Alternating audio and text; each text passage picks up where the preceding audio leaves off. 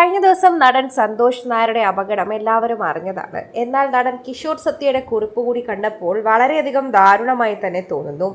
നടൻ കിഷോർ സത്യ അതുവഴി പോയപ്പോൾ തന്നെ ശരിക്കും പറഞ്ഞു കഴിഞ്ഞാൽ അവിടെ ആ അപകടം സംഭവിച്ചിരുന്നു. എന്നാൽ അത് അദ്ദേഹം അറിഞ്ഞിരുന്നില്ല.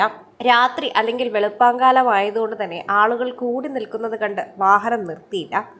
ഏതാണ്ട് 6:30 മണി കഴിഞ്ഞപ്പോൾ ഏനാത്ത് വഴി ഞങ്ങൾ കടന്നുപോയിരുന്നു എന്നാണ് ഇപ്പോൾ കിഷോർ സത്യ ഈ ഒരു വാർത്തയെക്കുറിച്ച് പറയുന്നത്.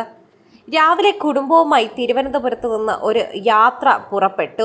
ഏതാണ്ട് അരമണി കഴിഞ്ഞപ്പോൾ ഏനാത്ത് വഴി ഞങ്ങൾ കടന്നുപോയി. അപ്പോൾ ആ വഴി ഒരു ലോറിയും ഇനോവ കാറും ആക്സിഡൻ്റായി കിടക്കുന്നത് ഞങ്ങൾ ശ്രദ്ധയിൽപ്പെട്ടിരുന്നു. നിരവധി ആൾക്കാർ അവിടെ കൂടി നിൽക്കുകയും ചെയ്തിട്ടുണ്ടായിരുന്നു. കാഴ്ചക്കാരായി കുറച്ചധികം വാഹനങ്ങളും അവിടെ ഉണ്ടായിരുന്നു. ഏതാണ്ട് 9 മണിയായപ്പോൾ ഒരു സുഹൃത്താണ് നടൻ സന്തോഷേട്ടൻ അപകടത്തിൽപ്പെട്ടു എന്ന വിവരം പറഞ്ഞത്. അപ്പോഴാണ് വഴിയിൽ നടന്ന അപകടം പെട്ടതെന്ന് സന്തോഷേട്ടൻ്റെ വണ്ടിയാണെന്ന് മനസ്സിലായത്.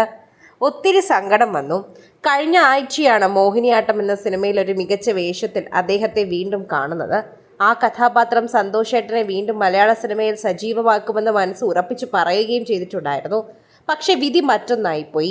മരണമെന്ന രംഗബോധമില്ലാത്ത കോമാളി ഒരിക്കൽ കൂടി നമ്മെ വേദനിപ്പിച്ചു. ആദരാഞ്ജലികൾ. ഇങ്ങനെയാണ് കിഷോർ സത്യ എഴുതിയത്.